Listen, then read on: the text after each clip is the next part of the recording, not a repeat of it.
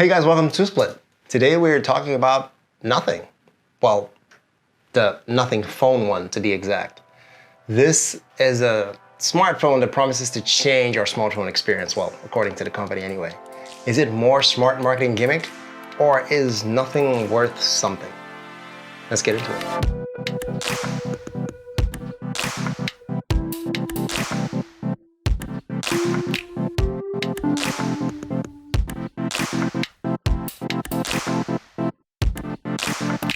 So, depending on what you're into, you may never have heard of the Nothing Phone 1, and I wouldn't blame you. But if you have been on social media and caught a glimpse of their marketing campaign that promises to blur the lines between man and technology and revolutionize the smartphone industry forever, then you definitely have heard of the Nothing Company.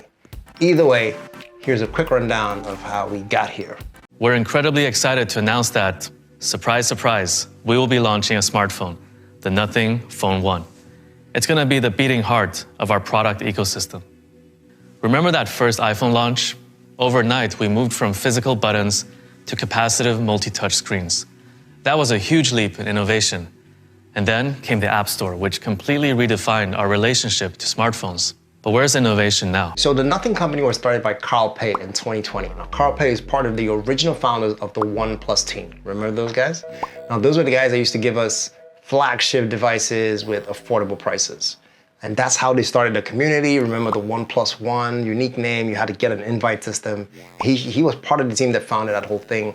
And along the line, they sort of missed the ball a little on some devices, but OnePlus is a big name now in its own right. Carl Pei left OnePlus to go start Nothing Company in 2020. Their first product was the Nothing Ear One, which was a set of earbuds that gave you flagship features at an affordable price. Sounds familiar? And it went against things like the Apple AirPods and the Samsung Buds just to make a niche for itself. Now they've applied that same marketing methodology and style to their second product, the Nothing Phone 1. And that's where we are today. So what do you get in the box with this bad boy? Well, if you look at the case, you get a very slim, stylish case, which means that there's a really slim power brick. Very stylish now, I'm just kidding. There is no power brick, thanks Apple. What you get in here instead are 2 packs slid in the side in a totally recycled box, paper-based, which is kind of cool. 1 pack contains your accessories. There's a very stylish, transparent SIM ejector tool. And then there's a not so stylish, quite boring, quite frankly, USB-C cable to charge the phone, of course, with whatever brick you have at home from previous devices. And then there is some reading material, which you should just throw away. The other pack contains the Nothing Phone 1 itself. And once you unwrap this phone, whether you get the black or the white version, which are the 2 colors it comes in, it is reminiscent and does remind you of the iPhone 13 design. I mean, just looking at the edges, looking at camera placement, looking at the way it feels even in your hand, it totally reminds you of the iPhone 13. In fact, there's an iPhone 13 case right here, and it fits almost as if it's designed for that case. Uncanny. But this is on purpose in a way, not like on purpose to copy, but they want you to compare this phone to flagship phones and not really mid-tier phones, which most of its features lie in, but they want you to make that comparison so that you're having a high level conversation when it comes from the marketing point of view and already takes it out of its supposed league into a league where it shouldn't be playing, sort of punching above its weight, but you'll understand what I mean as we go through the features. Regardless of that resemblance, this phone truly starts to stand out when you really take a deep look at the design system, especially starting from the back. It is made of transparent Gorilla Glass, which allows you to see 2 things. One is a cleverly designed component style, look like the phone has been torn down, you can see the components, but those are really just smartly placed, about 50% bits of recycled and bio-based plastic, which is cool, right? You can see some of the magnetic coil.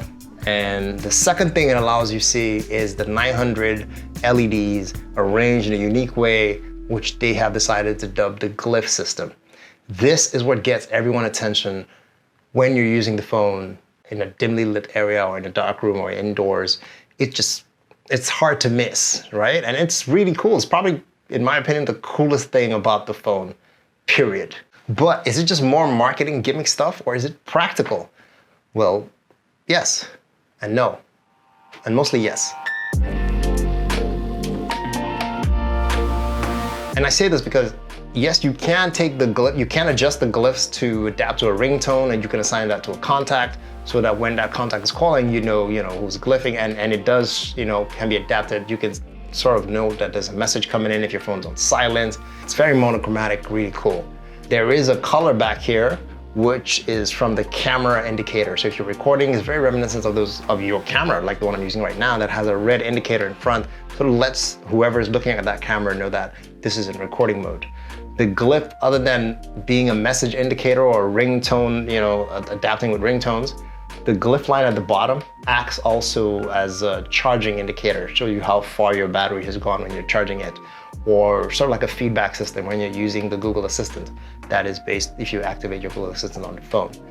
Really cool features, very nice, all right? It's, like I said, gets your attention, regardless of who you are. And it's a very clean design. The sides are made from recycled aluminum, again, with the antenna lines crossing it, very neatly done. And when you come to the front, it's a 6.55-inch OLED screen with a variable refresh rate up to 120 Hertz.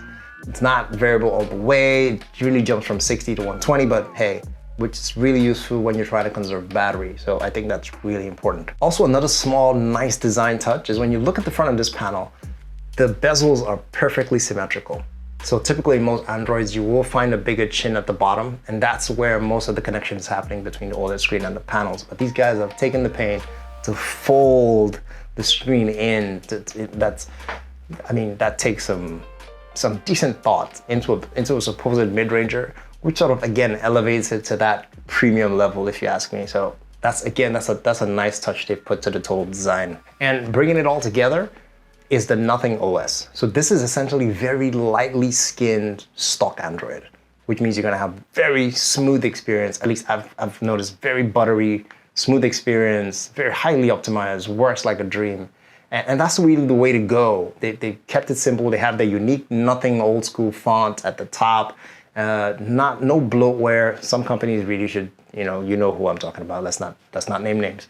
But not much bloatware. There's nothing in here to slow down the performance of the phone because they know they're not running top of the range chip. We'll talk more about the details later.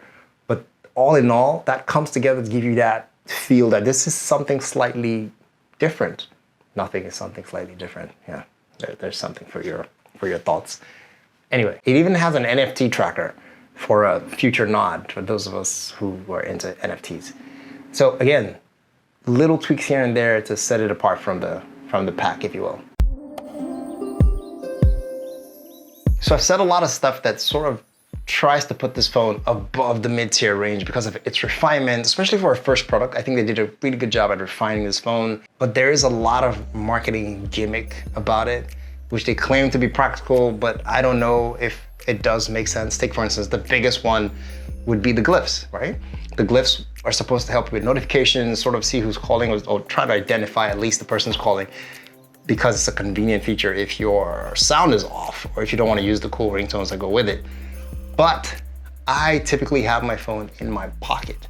And when I don't have it in my pocket, my phone, even if it's on the table, it'll be facing upwards towards me so I can immediately see who's calling, right? Or the number, I don't know what it is. And even if I attributed a ringtone to a person, chances are I'd probably see it on my smartwatch first. And even if I did hear it, I'd have to pull the phone out of my pocket facing me. I'm not gonna look at the glyph. Bottom line, this is really more an attention grabber for someone else looking at the phone than it would be for you, except you really try hard and keep the phone facing down most of the time and just to see those glyphs light up. But even after that, you still have to kind of flip the phone on its face to see what it is. If the colors were different, sort of to notify you for different types of messages you get, whether it's an Instagram chat or an SMS or a tweet or an email, I think there maybe lies some added functionality which could be explored, but these are single colored LEDs, and so that's not gonna happen. But other than that, you can use all the lights as a fill light in certain situations when you're doing close-up photography. But again, this is a very niche situation. It's not gonna happen a lot. But the gimmick does work. It does get attention. I mean, look at this ringtone. Hold on, let me turn the volume up. That's my best one. That's my best one.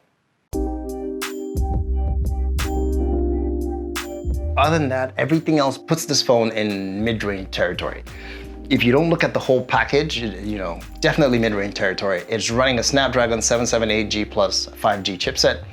It has a decent battery life with a 4,500 milliamp battery that supports 33 watt wired and 15 watt wireless charging. Reverse wireless charging is also available.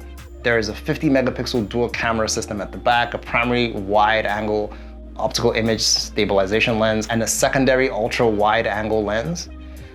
These capture video at 4K at 30 frames per second and 1080p at 30 or 60 frames per second.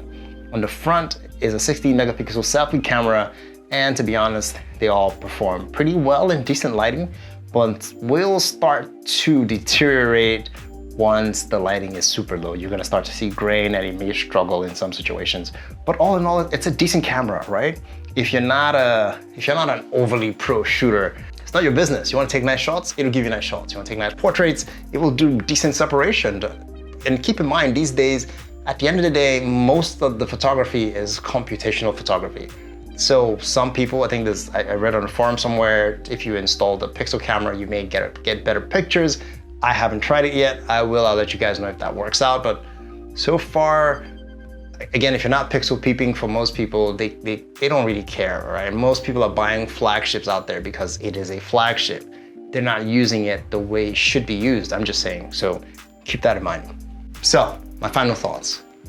I think the Nothing Phone 1, it's an excellent first iteration for a first phone, right? This, I think Carl has taken a lot of his experience about growing communities and refinement and put it into this product, and then they put a lot of mid-range components in it, in terms of the battery, in terms of the processor, in terms of the screen, refresh rate, but the whole packaging in terms of refinement, the way it reminds you of sort of like the iPhone, the clean edges, the Glyph system, super marketing buzz, but Glyph system, it's quite nice.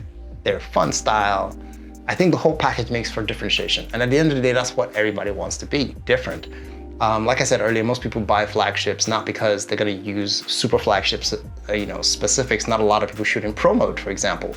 But if you want a mid-ranger that is punching above its weight into categories of the iPhone and the S series, and sort of sets itself apart, I think CarPlay is well on his way to building a new community with this line of phones from the Nothing company. I can't wait to see what they do with the next iteration.